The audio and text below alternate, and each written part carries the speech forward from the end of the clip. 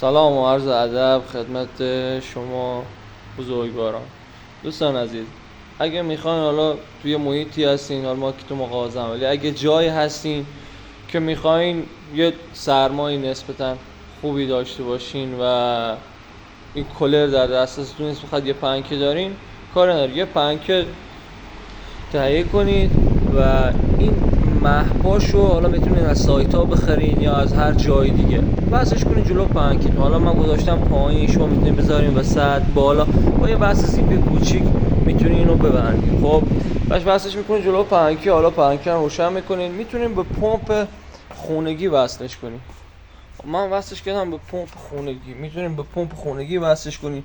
میتونید از سایت ها پمپ بخرین، پمپ مخصوص مهپاش هست، بخرین و روشنش کنین و ازش لذت ببرین. ببینید الان داره باد میزنه و یه سرمای نسبتا مطبوعی.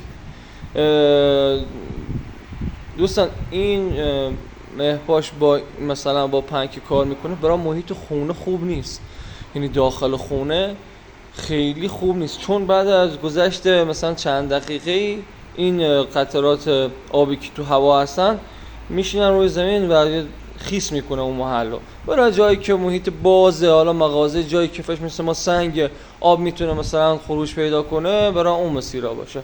ولی خیلی هم اوکی، این اگه شما دوست داشته باشین بزنین، حالا از این طرف مشخص نمیشه ولی از این طرف کاملا مشخصه که داره آب رو پود میکنه تو هوا. خیلی ممنون.